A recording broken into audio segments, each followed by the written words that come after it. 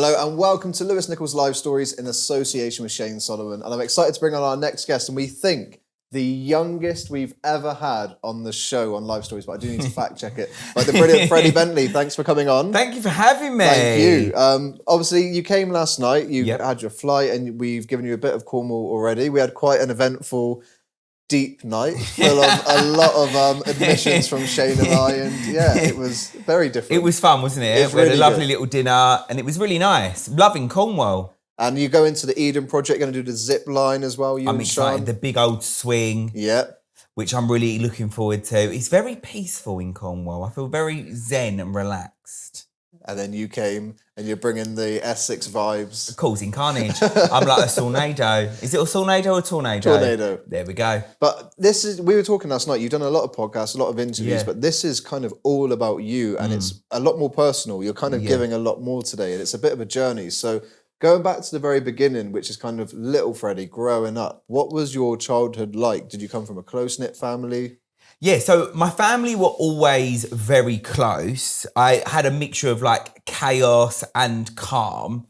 For a lot of my like teenage years and younger years, I was brought up with my nan and granddad. I lived at theirs, which was amazing. I wouldn't change it for the world because obviously my nan's not here anymore, but obviously I had such a close relationship with both my grandparents and my dad's mum and dad as well. But like obviously where I lived with my mum and dad, I was very close, very in their pocket, and was definitely guided through the right way of life by them, definitely.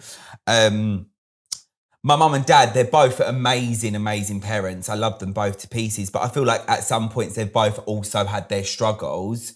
You know, I read a quote and it's so true, and it was like, it's your parents' first time on this earth too. And I feel like that like really like resonated and hit home, because I feel like when you're growing up and my parents went through their own struggles, I feel like you hold like a lot of anger and resentment, not even meaning to. It's just like you carry that with you. And I think when you read a quote like that, it's like very humbling to be like, oh, do you know what? They're human. They're going to make mistakes too. But yeah, very chaotic in the sense of my mum was really poorly when I was younger. She's got bipolar disorder, so she really struggled with that, her mental health, bless her heart, and it was like very up and down for many years. But she's on track now, and you know she hasn't had an episode or any situations like that for a long time. I'm touching wood as I say that. Because you said last night that you actually spent a lot of your childhood with your grandparents. Yeah. They kind of helped bring you up. So yeah, they did. Did they kind of insist that they did that because of your mum's mental health? Yeah. So basically, yeah, that's exactly what happened. Obviously, me and my sister are very close in age. So like we're 2 years apart. And obviously where we had a chaotic household with my mum, obviously we was quite a handful to look after. Yeah. So my nan and granddad took it upon themselves to like take me in at first, and then eventually my sister come over as well.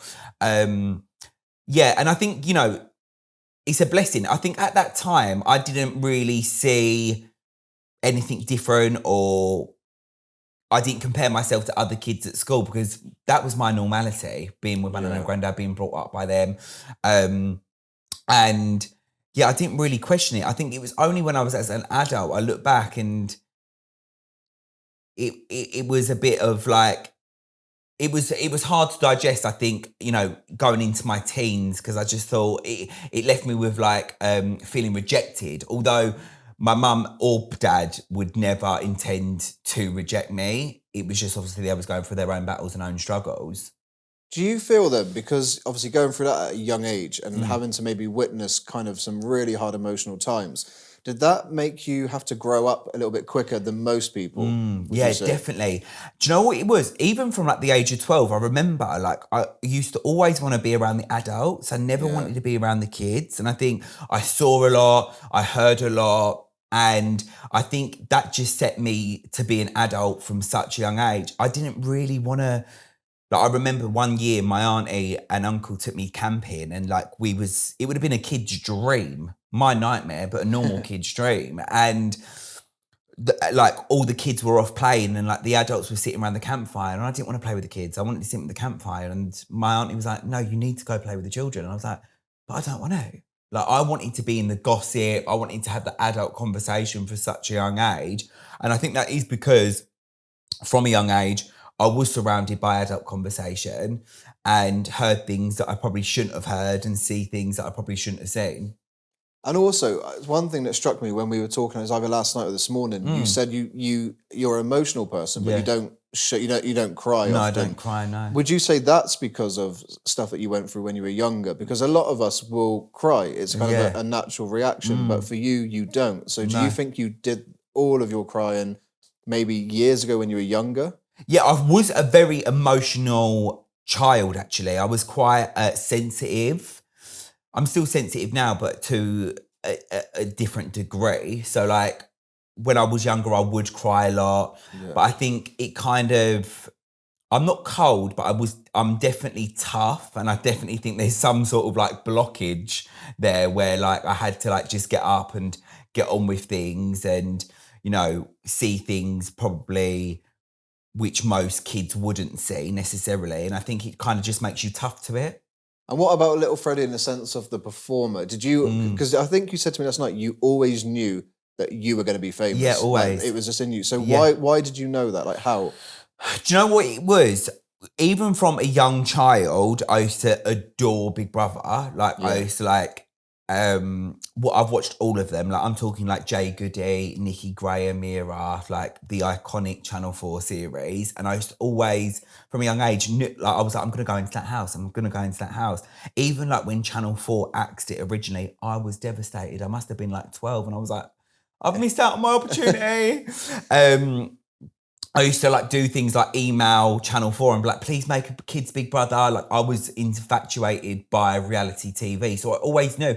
I don't know what the purpose was. I don't know if it stems from feeling a little bit rejected and getting that attention elsewhere and feeling loved by the public. But I always knew that I wanted to entertain. And also, I love making people happy and entertaining people and making people laugh. Even if I'm not feeling 100% myself, if I make someone else laugh, that makes me feel better. So I think it was maybe emotions that I felt as a kid I never wanted other people to feel.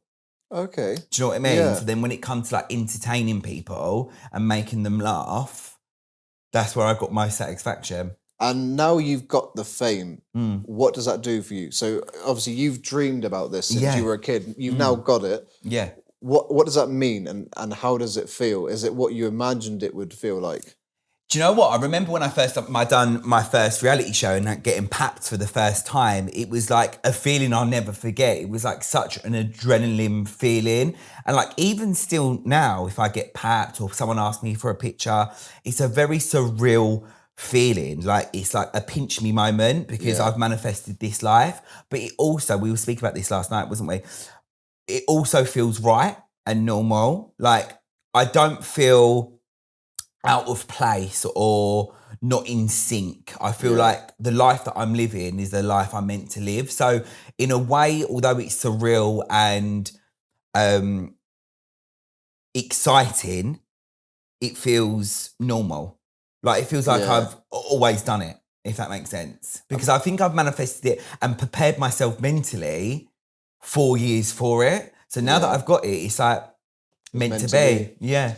And with that, in a sense of, we're going to talk about the TV shows that you've done, but prior to that, did you have like a regular job until the fame came? Yeah, so I've done a few jobs. So I worked in a trampoline park. Nice. Yeah, so from school, I left school, went to college and studied travel and tourism. The only reason why I did that is because one of my school friends, one of my best mates, Jordan, she was doing travel and tourism and I thought, well, I want to be famous and there's no course for that. So I'm just going to do the course that she does. So I had no intention of being like an air steward or anything like that. So I'd done 1 year of college and I thought that isn't for me. Worked at a trampoline park, then worked at a call centre. And then off the back of that, I've done reality TV since. When was your first experience? Was that with Rylan? Up Late with Rylan? Yeah. Yeah. Was that your first TV? Yeah. So I was 18 and I applied because basically what happened was Big Brother back in the day, because obviously I was always set on Big Brother. Big Brother back in the day was for like civilians, no one that's done TV before. But then when it moved over to Channel 5, they was putting people on that had done some TV segments. So I remember having the conversation with myself in the trampoline park thinking, right, if I want to get on Big Brother, I need to get on other TV shows first to get noticed by Big Brother. Yeah. So at the age of 18, I applied whilst being a receptionist at this trampoline park for Up Late with Rylan, and I got the call and they was like, oh, we want you to come down. So I done the dating segment. Then they brought me back on for the dating segment. And then off the back of that, I did get my audition for Big Brother, which was crazy. So you had the audition. What happened from there? Because this is kind of your dream show. Yeah, dream. I was 18. I mean, I'm a very fiery person now, but I was even more fiery back then. Wow, really? I was. People think I'm ruthless now. I was ruthless at the age of 18, ruthless, and obviously I was drinking back then as well. So I was like, didn't give a shit. So I got really, really far into the audition process. Met with the execs, met with the producers, and me being me at the time, 18, I run around and told everyone that I was going on Big Brother. And anyone that knows, if you're in audition for Big Brother, the big disclaimer is don't tell anyone, because if it gets out, we'll pull you from the show. And lo and behold, I got pulled from the show because it got leaked out in the press, Do you look back now in the sense of this is what you always wanted? You've watched every series. Last night, I think Sean was quizzing you and you knew everything about Big Brother. I did. So do you look back now and think, oh, why did I do that? Why can't I have just kept it quiet? No, do you know what? Blessing in disguise, and everything happens for a reason, because if 18-year-old me went into that house and they would have fueled me with the alcohol, it would have been, I would have no career now. And I think you're kind of at the level now where you could step into celebrity Big Brother, which we'll talk about later, obviously, because one of your very close friends went on. But I wanted to talk about The Circle. So for those that don't know about The Circle, just tell us a little bit about the concept. So essentially, The Circle is, I like to describe it as a modern day Big Brother. Yeah. So basically what it is 8 players enter a block of apartments and they only communicate from the social media platform called The Circle. The aim of the game is to be the most popular player. And throughout the game, over a course of like 3.5 weeks, the most popular players block whoever they want. When you get blocked, you leave The Circle. The concept behind The Circle is anyone could be anyone. So it's about like trusting people. So I went in there and played a straight version of myself. And then that's how I met Sean. Who you're here with, and by the way, is the funniest person. You two together, you need your own Netflix series. I mean, the first 10 minutes of meeting Sean yesterday, she's fallen out of the card. She's not only had one Prosecco. I know.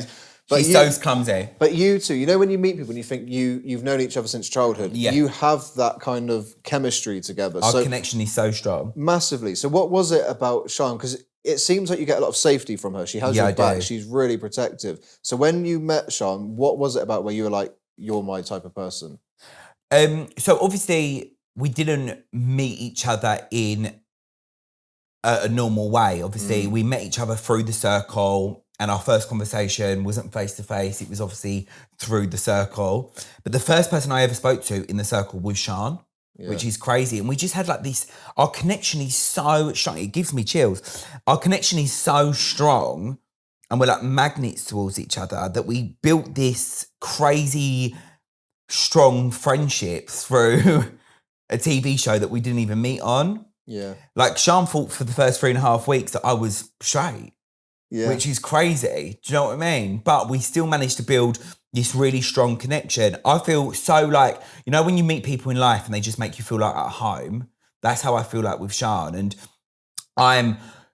listen, in my day-to-day life, I'm always 100% authentically myself, but there are sides to me that I will never show to anyone. And that's just obviously protecting my own heart. But Sean sees every side to me, good, bad, ugly. Does that make you feel good in the sense of you've got someone like your right-hand person, you know, that knows you inside out? Is that level of trust? Yeah, she knows what I'm thinking before I even say it. And even when you talk about Sean, I'm looking at both of you, both of your eyes that like, I know, I well up. Yeah. So that's such a special connection. Yeah, it is. Wow.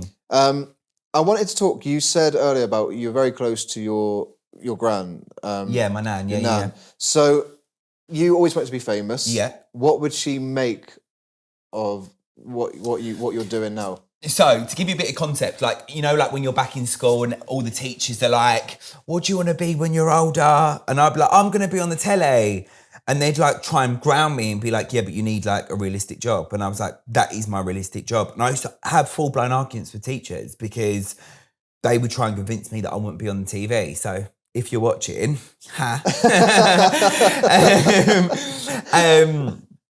and I used to come home like deflated. I'd be like, no, I want to be on the telly. And she was my biggest supporter.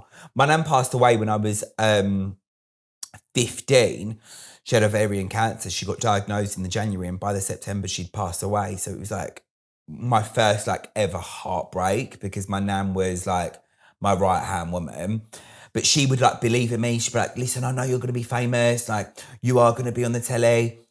To the point which is so like crazy. So my nan passed away on the 16th of September 2013, and I entered the circle on the 16th of September 2018. So 5 years later, to the date, I entered the circle, which obviously is confirmation that my nan had my back and made it happen for me.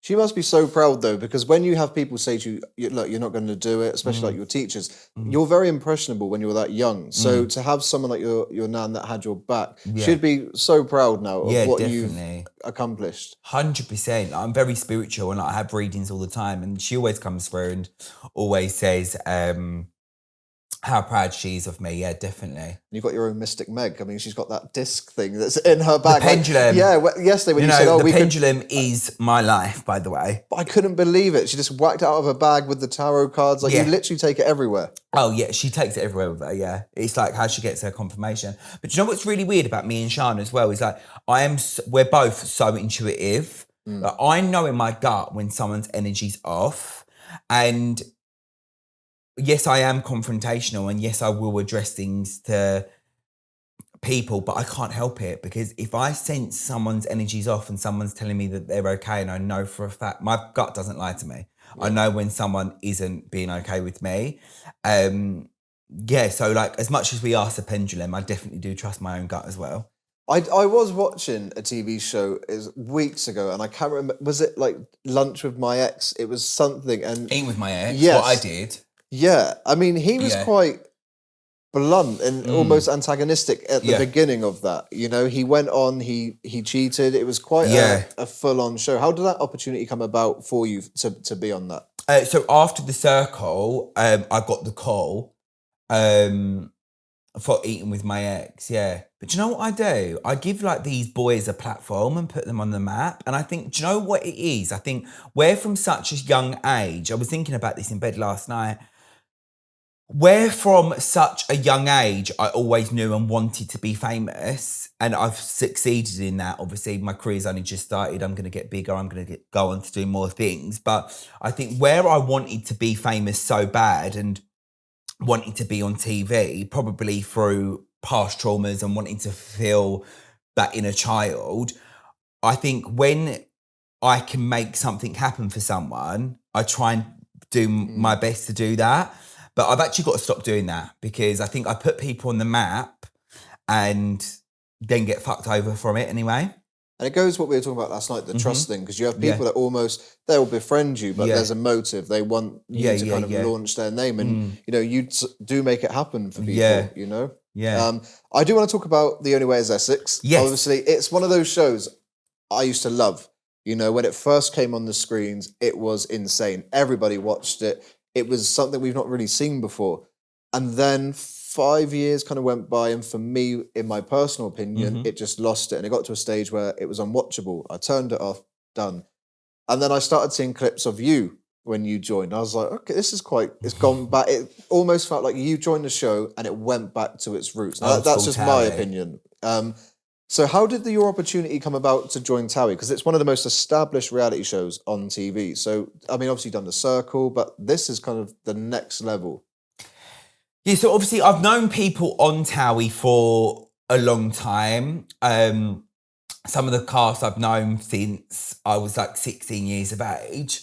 And basically they changed the execs. So we got new execs on the show, which are absolutely incredible. All the execs, all the producers, they run. Towie is a machine, and they are just so incredible.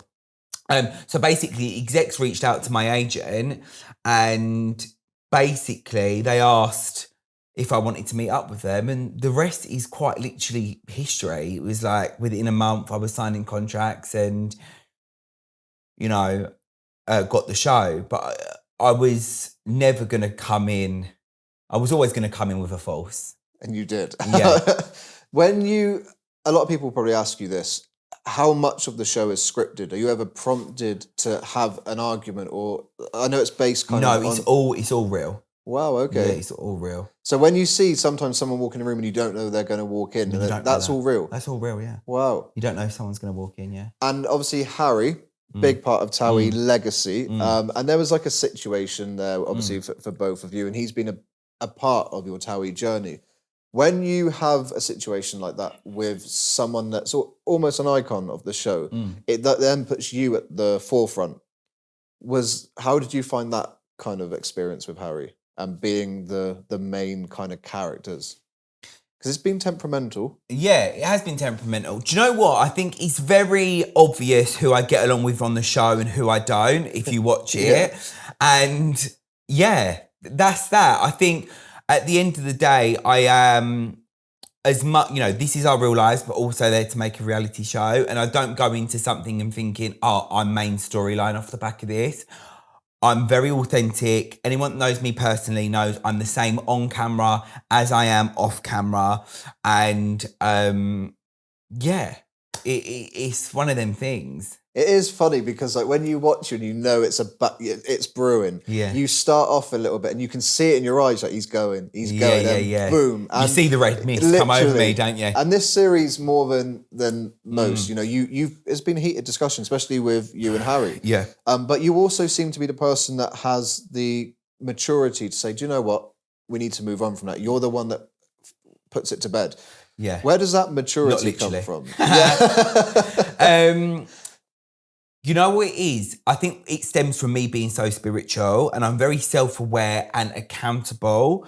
It doesn't sit right with me if I know that I've done something wrong and I'm not taking any accountability for it, even if the other person isn't. And I think one thing about The Only Way is Essex is that the main thing you can do is stay true to yourself and how you would react off camera as well as on camera. And I think I am true to me. I am very accountable for my actions. And even if people aren't, let them. I'm all about the let them theory now, by the way. So like if someone doesn't match my energy, let them. If someone doesn't take accountability for their actions, then let them. I can only be accountable for myself and my soul. And that's what I'll do. I don't try and change someone or change someone's opinion. With obviously The Only Way is Essex now, it's much bigger on social media. So when there's an argument, for instance, with you and it's on there, everyone's commenting, everyone's got an opinion. Is it difficult? When you filmed and you're thinking, I'm going to come across bad, or do you ever get anxious about how you're going to come across and what the comments will be? No, do you know what? It's even from the start of my career in this industry, I've been extremely controversial, and I like it like that. I think if you are, I'm always true to myself. I never go out my way to think, how can I be controversial? I'll always be truthful with my opinions and always stay true to who I am. But I do like being controversial because it gets everyone talking. And I think I'd rather be spoke about than not spoke about at all. And whether that's good or bad. So people's comments, I'm laughing at them most of the time. I feel like if Big Brother is watching this, you are perfect, because I feel like you'd go in Celebrity Big Brother and play the game, which is what we want. I would absolutely 100% play the game. And I think it's, I did the exact same thing. Bless Sian. I fucked her over on the circle at the time, bless her little heart. But I was very much in the mindset of this is a game. Celebrity Big Brother is a game. Any TV show that's, The Traitors, it's a game.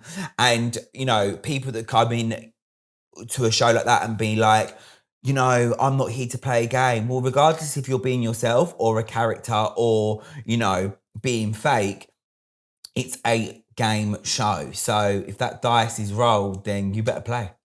You seem very thick-skinned, so it seems like not a lot will get to you. But for reality TV, it does catapult people into stardom very quickly, almost overnight. So is there support available for some of those cast members that have never been exposed to it and then suddenly, boom, you're famous? Is there a good team behind them? Yeah, I mean, you know, my team at Towie are absolutely incredible, but any reality show, it's not that you go for an audition and you're thrown into it at all. You have psychs, they look into your whole doctor's history. There's so much that goes into it. And I think people that aren't into reality TV or don't want to go into reality TV think, you know, someone wakes up, gets the audition, packs a bag, and off they go to the show. This is like months and months and months of someone delving into your life to make sure that you are able to do something like this. Reality TV is a very tough field and it's not for the weak.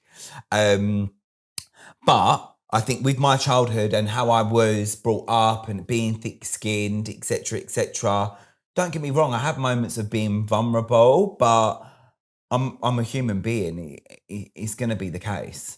Earlier on, you said you've been controversial from the very beginning of your career. What do you deem controversial? What do you think you've done that would consider...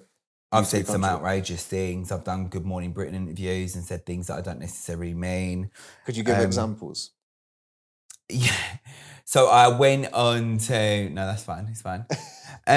Sean's like, don't say it. You got a little PR expert over here.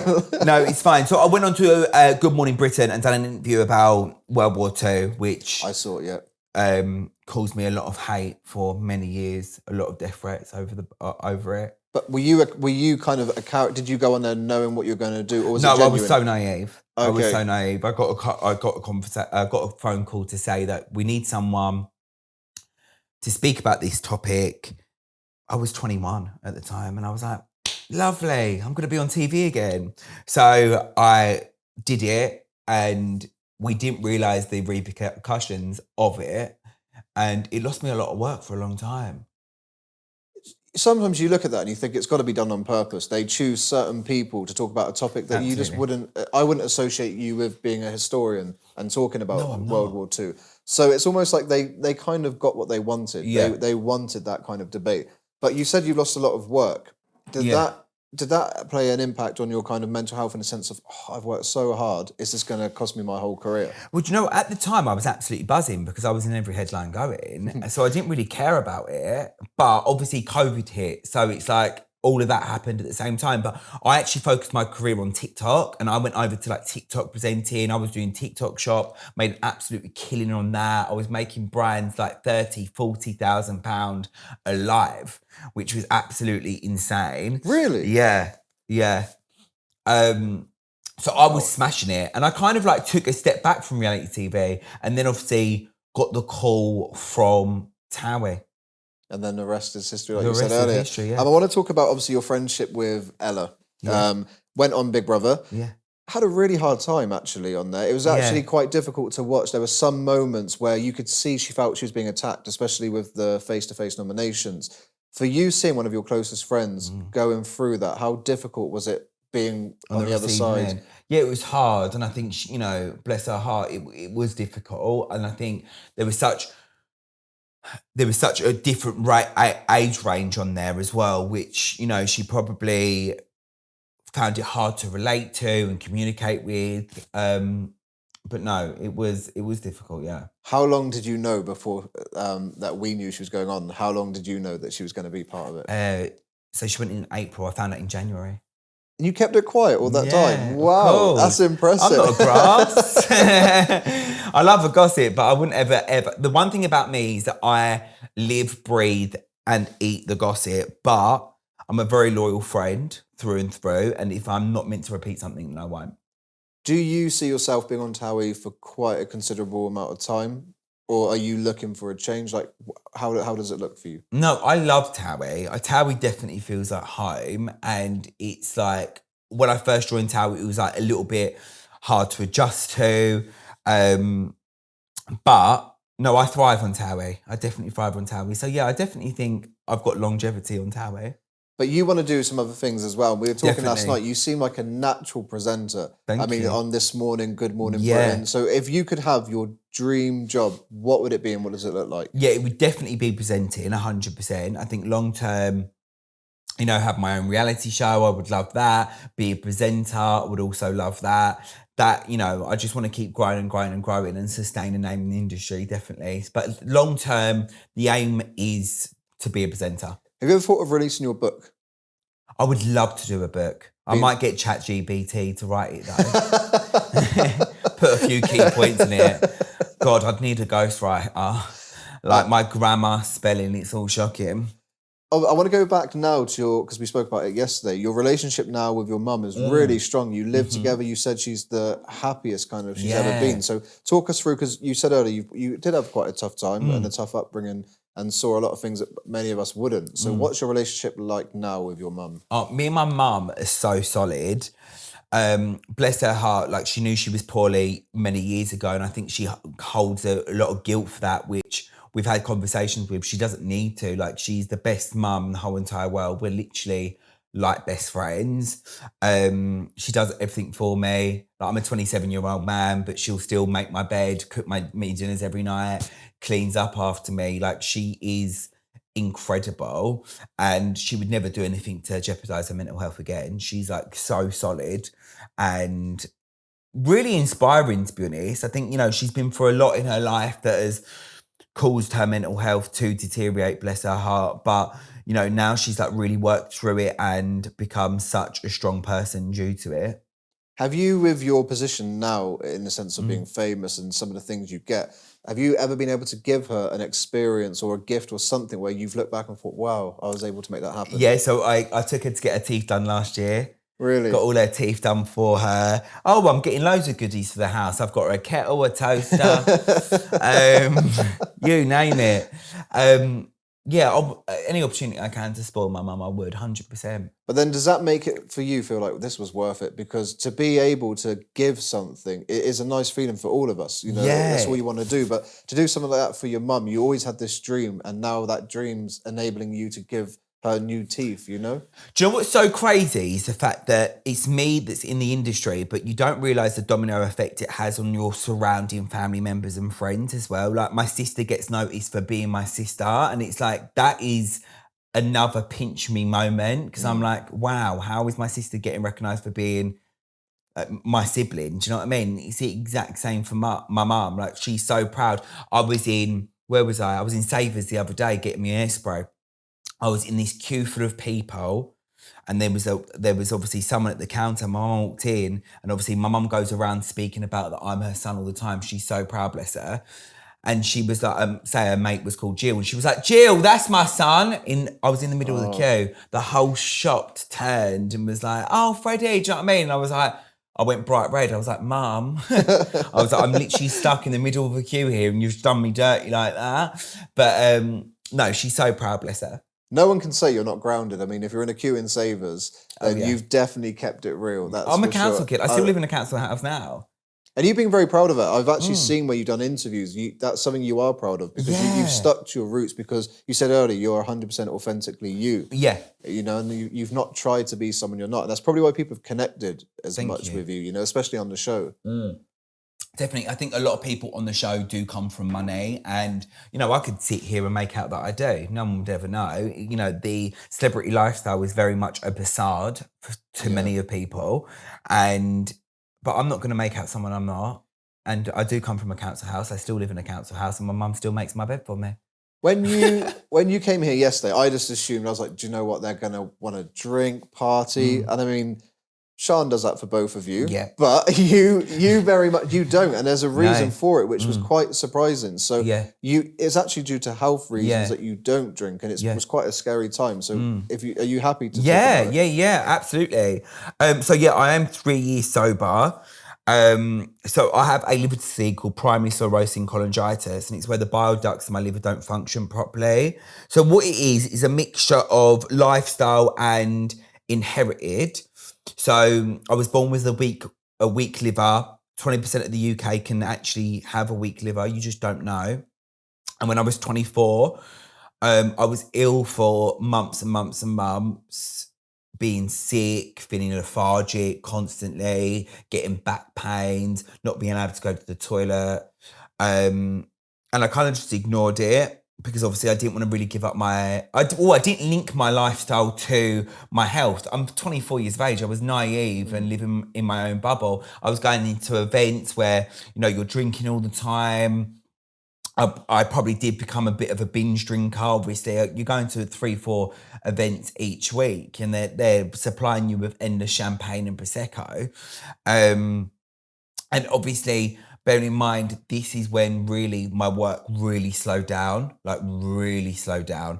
and so you kind of like drink to have a good time, but you're also masking many of the problem. You know what I mean? Yeah. So I went to the Dominican with my family, and I was out there and felt really, really poorly. And my dad was like, "You're not right." And I was just like, "I know, but I don't know what it is." And you know what it's like on holiday? You're boozing from 10 a.m. You know what I mean? And he was like, "Just lay off the drink for a bit because you're not well. And like you're putting poison in your body when you're not well." So I did, but then obviously we come back and I went yellow. My dad was like, "You're real." So I went straight to hospital, and I was in hospital for 6 weeks, and I had jaundice. And a normal function liver is meant to be something, don't hold me accountable for the figures, but it's around 125 or 135 is a normal function liver. Most people, that is going to mean absolutely nothing to, but a normal function liver, because everything goes through your liver, food, drink, anything you take, like everything passes through your liver. A normal function liver is meant to be 125, and mine was 975. That's insane. So they was like, he needs a liver transplant. And there was so much stigma as well before they got to the bottom of what I had. They was like, "You're a gay man, it's your liver, you might have this, you might have that." And I was like really stereotyped in the hospital, which was, I felt dirty. They made me feel dirty, like the doctors, because I was a gay man and my liver was failing. They like thought worst case scenario, which was horrendous for me. And yeah, I was really stereotyped, and I was in hospital for 6 weeks, and then they was like, they got to the bottom of it. They think it was primary sclerosing cholangitis. My liver was heavily scarred, and they was like, "You can never drink again," which was the biggest wake-up call and blessing in disguise. Like, I was so grateful that the doctors told me that I could never drink again, because I was poorly for a long time, and I wanted to give up that side of the lifestyle because I knew that it wasn't making me a nice person. I wasn't focused with it, and I wanted to be career driven, but going out partying all the time. Listen, all 24-year-olds are out partying all the time. It's not abnormal. But yeah, so then they tried to give me loads of medication to heal my liver, and me and my family are very spiritual. I told you about it a lot last night, and my auntie and me was just like, "I'm not doing that." And they was like, "Yeah, but you're really poorly. You need medication to like stabilize you." And I was like, "I will figure this out on my own." So I went down the holistic route. I had something called RTT, which was done by my auntie, and it's about like clearing past traumas and like going into meditations. It's about like loving. People that are going to watch this are going to think I'm absolutely fucking nuts, because there's not a lot of people that understand like spiritualism and like that way of thinking. But actually, when you study it, it all makes sense, and it aligns everything. It's like something clicks in your brain, and you're like, shit, it makes sense. And spiritualism as well is like very aligned to science. Like there is proof within it. So like it was about me learning to like love my liver again, and clearing past traumas, and like doing reflexology, RTT, and like all this holistic stuff. And I went back to the doctors. I was going to the doctors every 3 months, and I went to the doctors, and he was like, "What have you been doing?" And I told him, and he was like, "This." And obviously doctors don't believe any of it, because they're like medication, and filling our body with like toxic stuff, which obviously is how they've been taught and how they've had their brain wired. And he was like, "This is a miracle case. We've never seen anything like this before." But I'm now not going to tempt with fate My liver levels are completely normal now, but which is normally when you're being diagnosed with primary sclerosing cholangitis, is your liver levels never return ever. Wow, so it is unheard of then. Yeah, it's unheard of. It's a complete miracle case, and the doctor was stunned. The doctor was speechless. He couldn't figure it out, and obviously, where I'm telling him is because I've done all this healing, I've done all this self-love, this work on myself.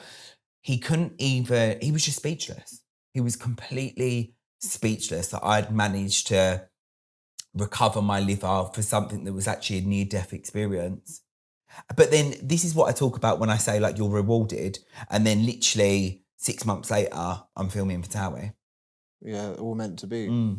You know, you said the doctors that made you feel like you were dirty, you know, for something that sounds awful. And we were speaking last night when, you know, It's a Sin and programs like that, you see it on there, but to be the receiving end, did you ever speak to any of them and say, look, just to let you know, the way you treated me there made me feel like that? Did you ever speak out? In that hospital, I was the most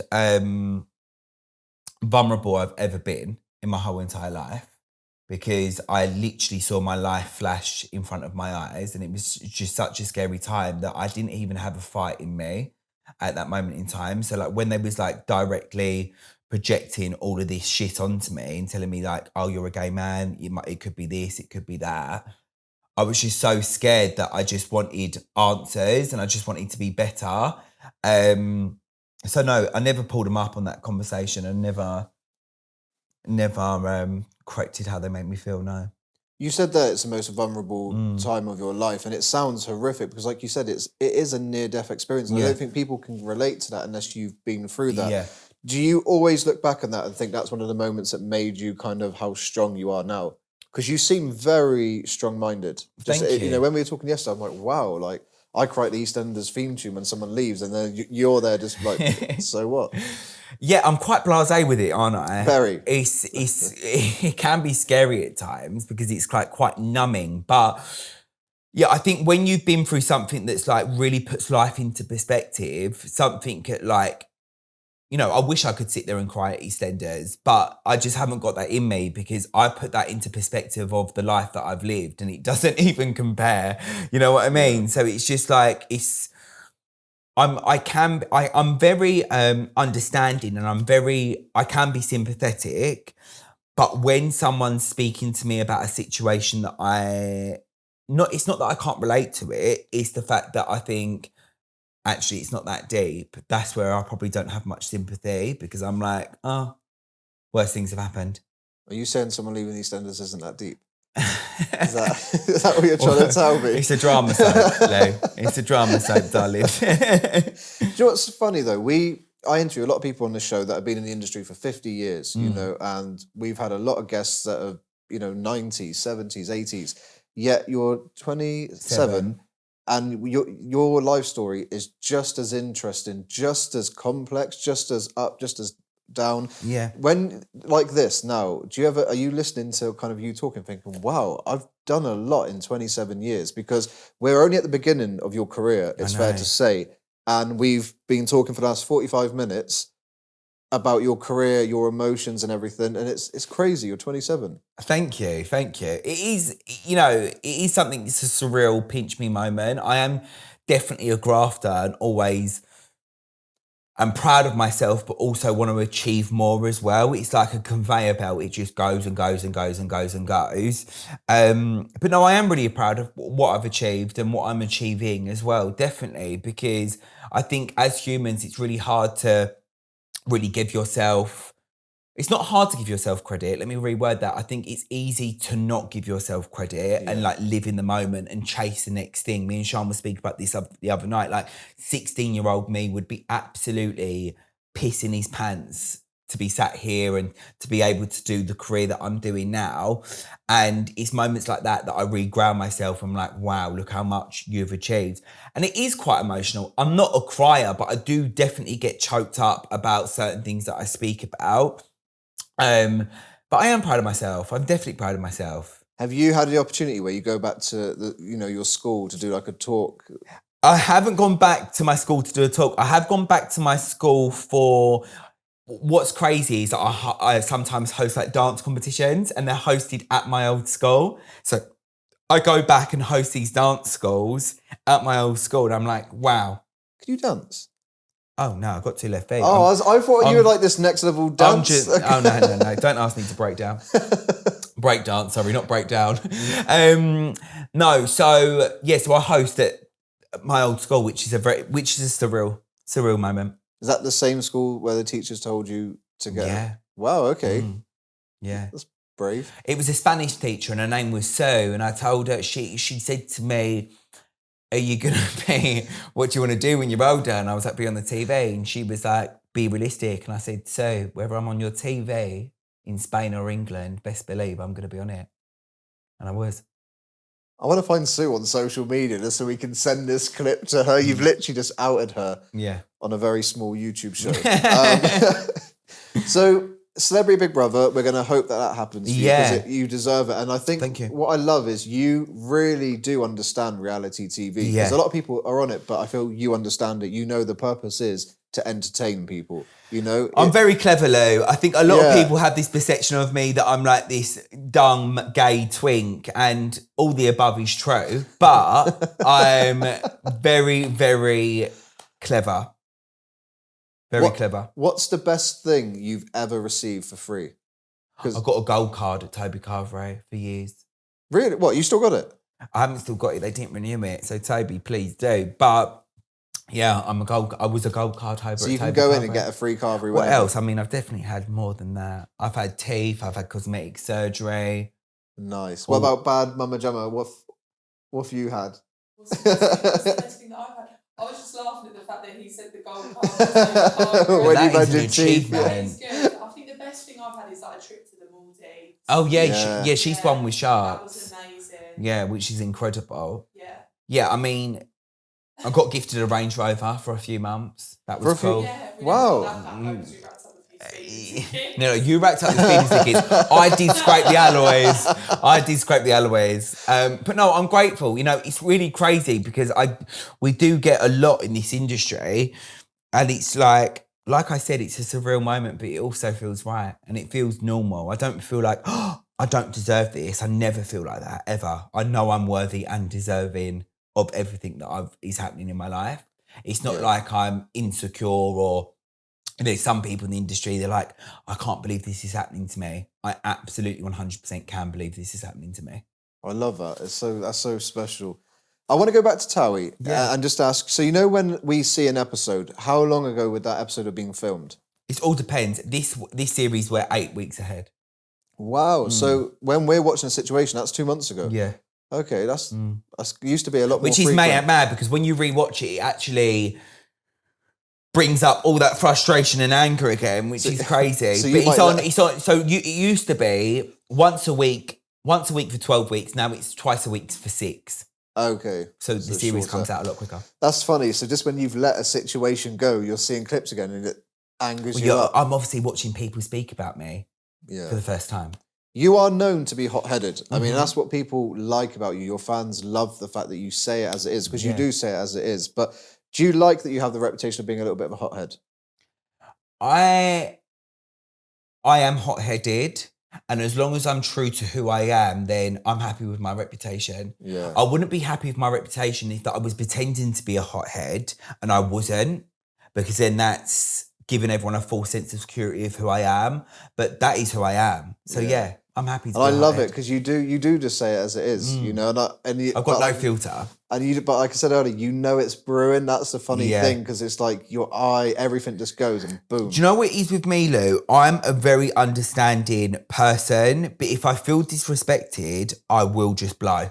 Yeah. I will blow, and I will go from 0 to 100 real quick. So for the other person, they are so caught off guard because they don't understand where it's come from. But I'm nicey. Not fake, genuine, that is who I am. I've got a really big heart and I'm very loving and I want to be loved as well. But I will snap. Yeah. And when I snap, best believe you're getting a lot. You're getting it. I'm terrified. You're not even snapped yet. You should be. Are you and Harry all good now? Because obviously when this goes out, the series it has finished. So are you good? Would you say you're friends? Listen, like I said, when you watch the show, it's very clear who I get along with and who I don't. And that's all I'm going to say about other cast members. I don't really want to... Very media trained. Yeah, Very I don't want to speak about other cast members. Do you know, it's question now, it's the last question, but like I said, you're only at the beginning of your career. This is such a rare thing on this show because we're interviewing someone that's literally just started. But if you were to reflect, what would you say your career highlight is so far? The moment that stands out for you where you're thinking, wow, that was special. Oh, do you know what? I've probably got a couple. I think basically, just to give you a bit of debrief, I was actually never meant to be in the circle. So every reality show has something called a dry run to make sure all the cameras are all rigged properly, to make sure that the games they've got planned are going to work for the show. And they put people that haven't made the show but close to making the show in the dry run. So I was a dry run. I got put in the dry run, and after 24 hours of being in the dry run, the exec producer come into my room and said, "You've made the main show." So that was very surreal. I then got a phone call to say, actually, you're going into the light. So I didn't even have enough time to go into hiding. Wow. So they was like, "You're actually going in the lineup." So them two moments were very surreal, and I'd never, ever forget how that made me feel, because that was like when my life changed really for something that I always manifested. And also getting the call from Towie. I was in bed in my briefs. I only wear briefs, I don't wear boxers. And I got the call, I got a Zoom call from the execs to say, "You've made the show." And I was like, "Is this true?"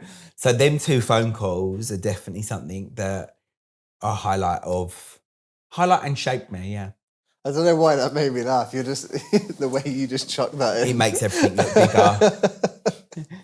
Do you know, I got to say, you said earlier, you know, your mum's story is inspiring, but so is yours. For somebody that had this dream as a kid and you actually believed it, you manifested it, and you're living that life now, and you're only at the surface. And this has been an inspiring life stories, because you just show people that actually, if you've got that ambition and the drive, it will happen. Yeah, and I think we're going to be here in another 2 years with another 45-minute episode of what you've done. So thank you. Give a round of applause, Freddie Bentley. Thank you.